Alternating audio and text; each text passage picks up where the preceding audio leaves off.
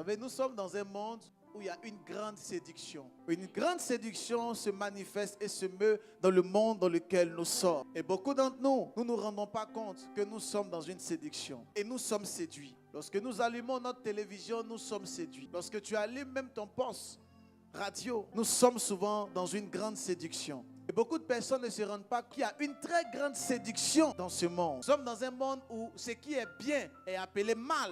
Et ce qui est mal est appelé bien. Nous sommes dans un monde où quand tu fais quelque chose qui glorifie Dieu, les gens te pointent du doigt et disent que tu es un sorcier. Mais quand tu commences à te dénuder et commencer à faire des choses assez atypiques, les gens acclament. Lorsqu'une dame se met nue et qu'elle commence à exposer ses rondeurs, elle a beaucoup plus de likes, beaucoup plus de followers, beaucoup plus d'acclamations. Mais lorsque quelqu'un est en train de propager ou véhiculer un bon message, nous-mêmes les chrétiens, nous ne regardons pas. Et nous préférons regarder les choses qui ont attrait avec le buzz. L'Esprit de Dieu m'a fait comprendre que nous sommes dans ce monde et nous sommes attachés à une grande séduction. C'est la séduction du temps de la fin. Mais j'aimerais prier pour toi. Et j'aimerais déclarer sur ta vie que tu puisses comprendre que cette séduction ne soit pas pour toi et pour ta destinée au nom de Jésus.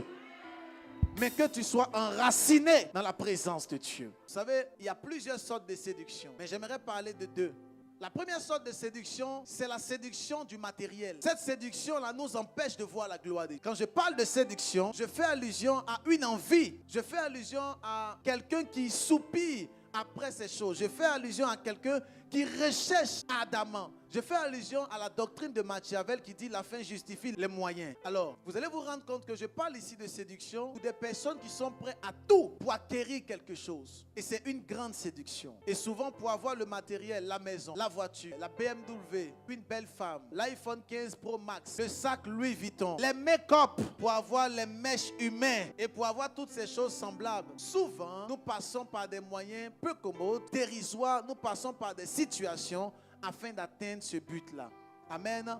Et Dieu nous parle ici de séduction. Et Dieu nous dit que ne soyons pas séduits par les choses de ce monde. Quelqu'un dira, mais homme de Dieu, tu donnes cette prédication, mais toi-même tu as un iPhone. Quelqu'un dira, homme de Dieu, mais tu donnes cette prédication, mais tu as une belle veste, hein, avec une chaussure neuve. Le message que je te donne cet après-midi, c'est un message qui a trait avec ton cœur. C'est un message qui a trait avec le but. C'est un message qui a trait avec l'envie. Tu dois comprendre que les choses de ce monde, si nous soupirons après cela et que nous ne soupirons pas après Dieu, ces choses vont nous perdre et vont nous détourner du but. Parce que le but principal, le plan parfait de Dieu, c'est que toi et moi, nous puissions avoir la vie éternelle. La Bible dit clairement dans Matthieu chapitre 6 verset 33, nous connaissons tous ce texte, il dit quoi? Recherchez premièrement le royaume des cieux et sa justice, et toutes choses vous seront données par-dessus. Donc le plan parfait de Dieu, c'est que tu puisses avoir toutes choses. Mais recherche premièrement le royaume des cieux. Parce que dans le programme de Dieu, il y a un rang. Matthieu chapitre 22 à son verset 40, la Bible dit,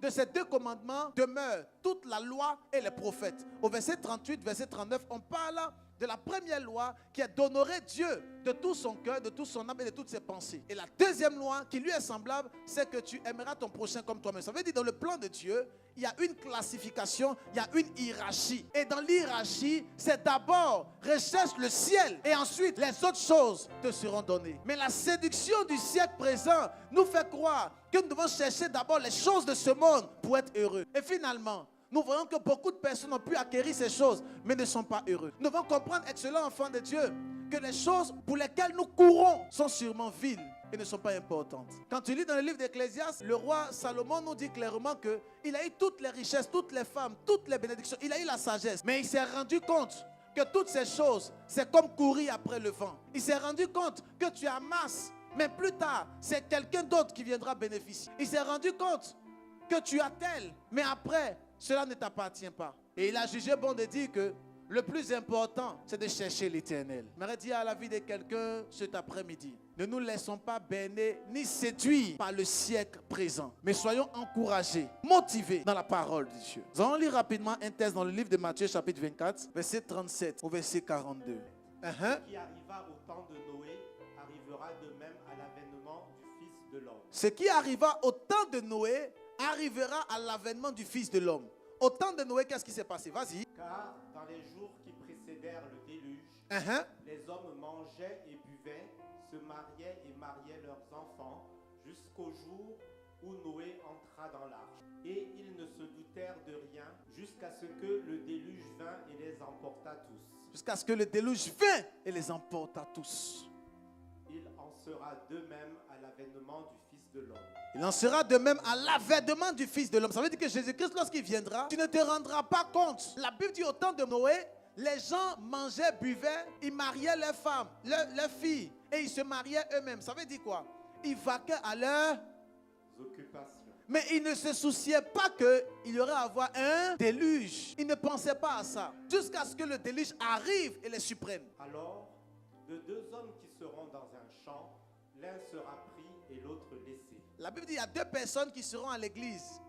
Un sera pris, l'autre sera laissé. Parce que nous sommes tous à l'église, mais on n'a pas le même cœur. De deux femmes qui moudront à la meule, l'une sera prise et l'autre laissée. Deux femmes seront en train de piler le foutou. Elles seront en train de cuisiner. Deux femmes seront sûrement en boîte de nuit. Deux femmes seront sûrement à l'église, en train de chanter ensemble. Louons le Seigneur, il est vivant. On dit, l'autre est prise et puis l'autre est restée. Mais ensemble, mais où elle est? Ah, tu vas chanter toi seul. Parce que généralement, nous sommes à l'église, mais nos cœurs ne sont pas purifiés. Nous ne cherchons pas Dieu. Nous cherchons la poche de Dieu, mais ne soupirons pas après le roi des rois. Et la Bible dit clairement que de deux personnes qui seront à l'église, deux personnes qui seront en train de cuisiner, l'une sera prise, l'autre laissée. Pourquoi? Parce que ta priorité, c'est l'argent. Comment tu peux abandonner la maison de Dieu pour aller chercher l'argent? Et quand on lui pose la question, il dit c'est l'argent dont on a besoin pour l'église. Oh. On a besoin de l'argent pour l'église. Oh. Il faut qu'on aille chercher avant de venir à l'église. Oh. Parce qu'il y a des personnes qui ont toujours des explications vis-à-vis de la parole de Dieu. Et il y a des personnes qui pensent que lorsqu'ils seront au ciel, ils seront capables de pouvoir expliquer des choses à Dieu. La Bible dit clairement que ne vous conformez pas au siècle présent. Attention aux séductions de ce monde. Vas-y. Veillez donc, puisque vous ne savez pas quel jour votre Seigneur viendra. La Bible dit, il faut que nous puissions veiller. Parce que nous ne savons pas c'est quand Jésus va revenir. Ensuite, sachez-le bien, si le maître de la maison savait à quelle veille de la nuit le voleur doit venir. Et je vous ai dit, le premier élément souvent qui nous séduit, c'est le matériel de ce monde. Le diable nous séduit avec cela. N'oubliez pas que dans le livre de Luc chapitre 4, Jésus-Christ, lorsqu'il était en jeûne, lorsque Satan est venu le tenter, Satan lui a dit quoi? Regarde toute la richesse de cette terre. Elle m'appartient, elle m'a été donnée. Prosterne-toi et je te donnerai. Ça veut dire que l'un des éléments que le diable utilise pour séduire toi et moi, c'est les richesses de la terre. Lorsqu'il parle de prosterne-toi, on ne veut pas dire qu'il faut aller adorer Satan. Parce que beaucoup de personnes pensent qu'ils vont aller adorer Satan avec ses cornes. Non! Tu penses que dans la franc-maçonnerie, ils adorent Satan. Mais laisse-moi ricaner. Non!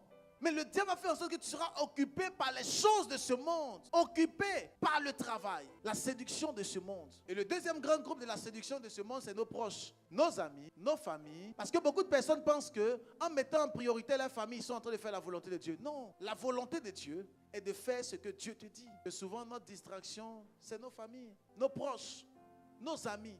Ta meilleure amie te dit, allons-y là-bas. On doit aller sûrement manger un peu. Oh, il y a un festival.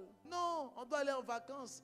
Repose-toi. Tous les jours, toi, tu vas à l'église. Mais repose-toi un peu. Jésus-Christ lui-même s'est reposé le 7e jour. Et nous ne savons pas que nous tombons dans une séduction. Parce que la goutte d'eau qui tombe sur le rocher finit par briser le rocher. Oui, peu à peu. Tac, tac, tac. Si tu es capable de rater les cultes du dimanche, si tu es capable de venir en retard, tu n'es pas digne du royaume des cieux. Si, si. Parce que tu es en retard. Parce qu'il y a quelque chose d'autre qui a pris ton temps. Entre Dieu et la chose qui a pris ton temps, qu'est-ce qui est plus important? Et souvent, nous ne savons pas. Mais Dieu nous regarde et Dieu a ce qu'on appelle l'horloge. L'homme de Dieu peut ne pas voir, mais Dieu te regarde et Dieu te voit. Et nous courons vers les choses de la séduction de ce monde. Nous courons, nous courons, nous courons. Et quand tu es un peu... Tu es dans l'insatiabilité et tu cherches encore. Tu cours, tu cours, tu cours. Mais quand est-ce que toi et moi on va s'arrêter et être dans le contentement, apprécier ce que Dieu nous a déjà donné et le célébrer pour cela? Quand nous lisons clairement dans le Nouveau Testament, la Bible parle là-bas du contentement. C'est l'une des clés de la réussite et de la gloire. Parce qu'à force de pourchasser, de poursuivre, nous pouvons nous retrouver mal. Ta priorité, excellent enfant de Dieu, doit être le ciel. Ta priorité doit être Dieu. Ta priorité doit être la maison de Dieu. Et quelqu'un dira, homme de Dieu, Jésus-Christ devait venir depuis longtemps, mais il n'est pas encore arrivé. Donc je sais que Christ ne viendra pas de sitôt. Peut-être que tu dis vrai, mais la mort est le retour de Christ pour toi.